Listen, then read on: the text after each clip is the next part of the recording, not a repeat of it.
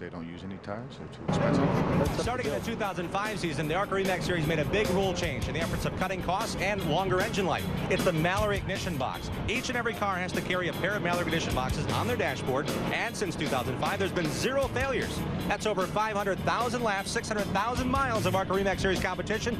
No failures whatsoever. It really helps these teams cut costs, and it has closed up the competition. In 2006, for example, there were 17 different race winners, an all-time record. The year after, 15 race winners. So indeed, no failures, closer competition. These Mallory ignition boxes are certainly what these teams need to cut costs and improve the competition here in this series. And you know, the thing I like is those ignition boxes restrict these engines to 88 RPMs. When you get up over 9,000 RPMs, that costs a lot of money, Kenny. That's where the money comes in. When Mallory came in with that program and ARCA instituted that, that has really been good for the series. See Bobby Gerhart making his way back onto pit road. And let's go back in and find out what's going on with that car. Nicky, I'm good on the 15. 5. The 5 car of Bobby Gerhart back on pit road for a second time during this caution. He did get a flat tire the last time. Ken Schrader, you were talking about that debris. Bobby Gerhart got some of it. He had to come down, get some tires. They made a track bar adjustment as well. And now another strategy by crew chief Billy Gerhart. They just topped off before we go back green. They too are trying to go the rest of the way. Tim George Jr. also bringing his Ruby Tuesday Toyota down onto pit road. Great move by Billy Gerhart to bring Bobby back in. He's going to have to restart from the tail of the longest line anyway. Why not go get every ounce of fuel in? And you notice, Kenny, they jacked the left side up because of the fuel filler being on the left side. You can actually pack a little more fuel in when it's jacked up on the left side. Yeah, they were getting every ounce in they can, and what are they? They're 59 laps to go, so they've got a good shot. Especially, we're not green yet. Well, Friday, Friday, the top 12 cars stayed out. Sorry about that, Rick. That's all right. 12 cars stayed out, as you mentioned. Friday, the sparks will fly as the Camping World Truck Series returns to speed. It's the perfect storm of side-by-side racing action on the high banks of Daytona. Don't miss the NASCAR Camping World Truck Series racing the way it ought to be. Live from Daytona Friday, 7:30 Eastern. Only right here on Speed. And if they're not 3 wide coming down for the checker flag, I'm going to be disappointed. They have been every year. That's been a phenomenal race. It is impressive. We hope to have a similar finish here in the ARCA RE Series as we're getting ready to get the green flag once again. And we had our first caution of the day come out on lap 14, and we are back underway.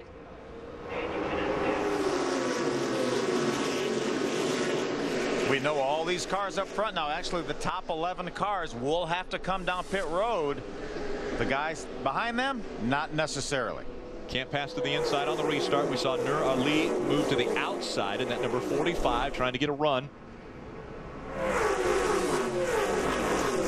But Justin Lofton has done a nice job since the drop of the green flag here, maintaining that front spot. Allie Owens doing a terrific job right in his tire tracks. And then you've got a couple guys, a couple teammates, Joey Logano in third and Brian Scott in fourth, that have been very, very patient and stayed in line. How tough of a decision do you think that was to leave them out there, those 12 that stayed on the racetrack?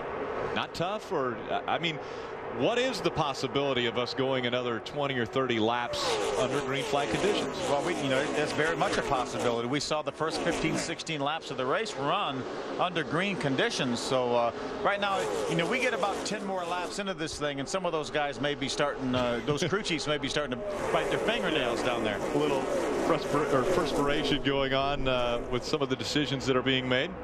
Those crew chiefs, they look over the history of the race, and I mean, they go over so many years. You never know what's going to happen that day, but they've got a pretty good idea. They're not just rolling the dice that big. And we saw Gerhart make it onto pit road a few times, and then on the restart, it looks like he had some problems. Take a look here. See Bobby right there. Looks like he bounces off the outside. Yeah. Well, just a touch. The reason he's back there is because he came down pit road early, was penalized, had to restart from the tail end of the longest line. But we know he has a fast race car. And right now, he may elect just to ride back there, Kenny, and try to save a little fuel. He knows those cars up front are going to have to stop. I definitely can be agreeing with you there, Phil, but he's probably riding a little farther back than he wants to be. I do not know if that looked like Allie Owens, if she knew that Brian Scott was down there. She came down hard and made Brian Scott move onto the inside on the apron of the racetrack. And now Allie Owens getting kicked out to the outside, and the freight train's moving by her on the inside. Yeah, she lost that second spot to Joey Logano, and I think you're right. I don't think she didn't realize that Brian Scott was down there. Tried to get back in line, and Brian was there, and she shoved him down below the double yellow line. But again, he did not advance his position, so he did not get a penalty. Watch that. You see Joey Logano, the orange car, has already taken over the spot. She tries to get in line behind him and didn't quite have Brian Scott cleared. Great news. There's some asphalt down there.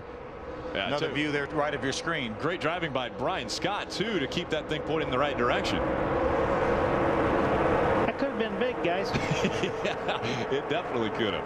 Now they line up again on the inside. We've got two distinct lines coming down the backstretch. That's Matt Carter, the Stein seed Ford, on the outside leading that pack. Jim, how's Ryan Fisher doing?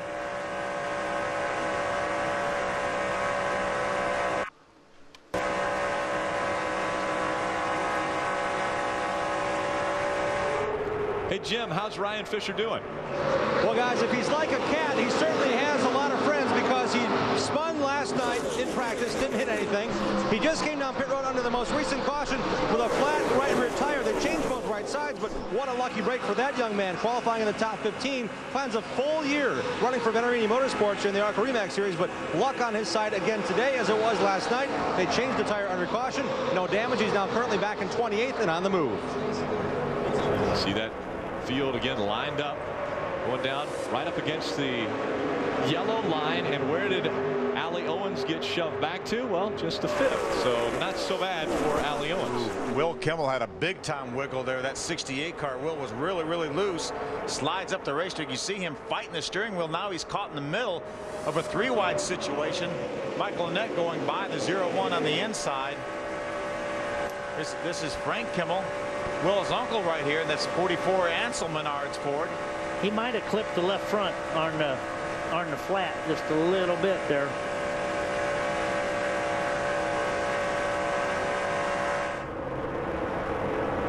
Look at that field come down the backstretch.